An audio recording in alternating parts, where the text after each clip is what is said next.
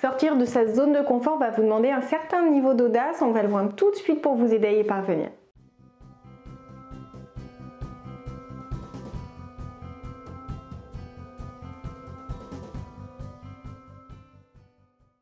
Bonjour à tous, je m'appelle Valérie Sauvage, je suis coach, j'accompagne des particuliers, des professionnels qui ont envie d'une vie audacieuse, qui ont envie de construire sans limite, sans écouter leurs peurs ou leurs croyances limitantes, et bien une vie sur mesure, une existence complètement millimétrée pour qu'elle réponde à leurs aspirations. Si vous vous retrouvez dans cette description, c'est qu'on est fait pour s'entendre et je vous invite à vous abonner à cette chaîne YouTube et à activer la petite cloche pour ne rien manquer parce que je réponds à des questions une fois par semaine et je vous apporte du contenu sur l'autre vidéo. Alors sortir de sa zone de confort, c'est une phrase qu'on entend tellement souvent qu'on finit par se dire finalement je peux pas faire autrement pour être heureux que de sortir de ma zone de confort. Mais pour ça il faut de l'audace. Pour ça il faut un certain niveau de confiance en soi, pour ça il faut savoir communiquer avec les autres, il faut oser un certain nombre de choses. Parce que ce sont des clés importantes, ces différents points, et surtout restez jusqu'à la fin parce que je vais vous révéler quelque chose qui est à même de débloquer une croyance à laquelle vous n'avez même pas prêté attention et qui est peut-être la cause de toutes ces limites que vous vous imposez. En tout cas, c'est important de se dire que sortir de sa zone de confort, c'est important. Rester dans sa zone de confort aussi parce que c'est là qu'on recharge les batteries. Mais effectivement, si on se confronte pas à ces peurs, à ce qui nous est inconfortable, on va jamais réussir à se bâtir la vie qui peut être celle à laquelle vous aspirez. Donc, quelles sont les clés que je voulais évoquer? Quels sont ces effets leviers qui, si vous les développez, si vous les comprenez, les observez et puis les faites passer à un niveau supérieur, vont changer littéralement votre manière de vivre, votre manière de penser, d'agir et de réagir. Alors,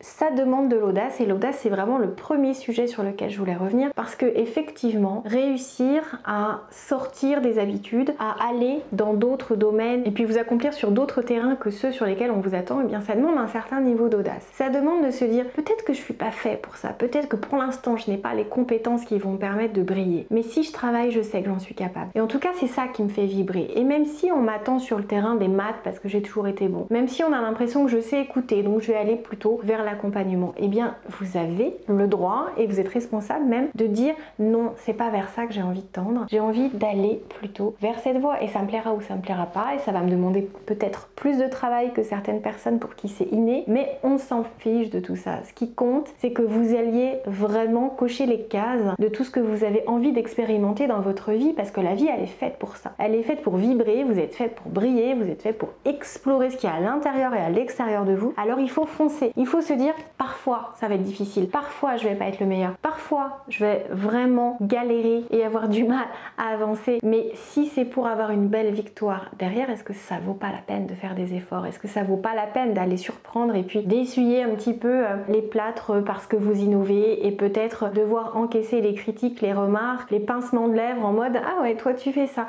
Eh bien c'est important de vous dire que si vous ça vous parle, si vous ça vous attire, faut foncer, faut y aller. Et donc oui il faut de l'audace, oui il faut affronter peut-être les objections même de personnes qui vous sont chères parce que sans ça vous ne sortirez pas de votre zone de confort, de ce que vous maîtrisez, de ce dans quoi vous excellez peut-être, et donc on se dit ah non mais c'est très bien s'il ne bouge pas, s'il ne change pas, s'il continue de faire comme ça parce que ça m'arrange d'une certaine manière. Et des fois tout plaquer, changer de vie, aller vers quelque chose qui n'est pas sûr, ça peut faire peur même à vos proches. Parce qu'ils se disent mince là pour l'instant il y a un niveau de salaire, il y a un revenu, il y a une sécurité qui a été bâtie pour que ça nourrisse aussi la famille. Et là, hop, un claquement de doigts, on vient tout chambouler parce qu'il y a une aspiration différente, parce qu'il y a une envie. Peut-être que c'est une lubie et c'est ce qu'on va des fois vous dire. Donc c'est important pour sortir de votre zone de confort d'aller expliquer pourquoi vous faites quelque chose et vous allez voir que les gens vont comprendre. Ça c'est très important. Et donc j'en arrive à ce point, la communication, c'est une manière aussi de sortir de votre zone de confort parce que réussir à communiquer avec tout le monde, c'est pas aisé. Parce que les gens qui sont comme nous, on a à peu près les mêmes codes, la même culture, les mêmes mots, le même vocabulaire et donc on se comprend, on s'entend et on arrive assez fluidement à échanger. Pour ça, il faut quand même un certain niveau de confiance, il faut réussir à pas être trop introverti ou trop timide, mais tout ça, ça se travaille. Mais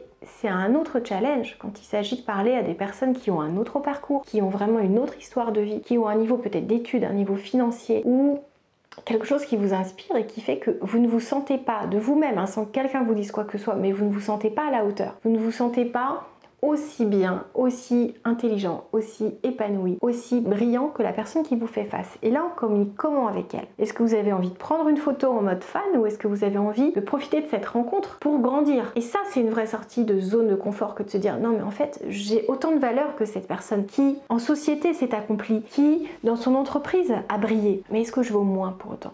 Est-ce que je ne peux pas me servir de cette rencontre pour lui poser un milliard de questions parce qu'on va être dans le concret et ça va être bien plus intéressant pour cette personne que vous vous intéressiez à son parcours, à ses difficultés, à ce qu'elle a dû affronter, à ce qu'elle a dû dépasser, que lui dire je suis absolument fan de vous, ce qu'elle entend 10 000 fois par jour. Parce qu'on n'est pas fan que des acteurs de cinéma. Certains sont fans des acteurs de cinéma, mais certains sont fans des entrepreneurs. Certains sont fans de quelqu'un qui a réussi à faire d'une difficulté une force, qui a broyé tout ce négatif pour transformer ça en quelque chose qui a fait effet levier et qui leur a permis d'explorer, d'exploiter quelque chose dont ils ne soupçonnaient même pas la présence en eux en termes de force intérieure. Donc c'est important de se dire que ces rencontres, elles sont l'occasion de sortir de votre zone de confort, de sortir des habitudes, de ce que vous avez toujours fait, de ce que vous avez toujours observé et de ce que font les autres. Parce que l'idée, c'est pas d'être heureux à la manière des autres, c'est d'être heureux selon vos codes, selon vos aspirations, selon vos rêves. Et ça, il va falloir forcément créer votre propre recette. Accepter d'être différent, accepter de surprendre, accepter de ne pas faire comme les autres, accepter parfois de faire un job sur lequel on ne vous attend pas. Vous pouvez très bien faire une carrière en politique, vous pouvez très bien être directrice d'école, vous pouvez très bien être médecin et puis un jour avoir envie de devenir magnétiseur. Et c'est quoi le problème? Si vous avez ça en vous, si vous sentez que ça vous porte, si vous sentez que vous pouvez aider,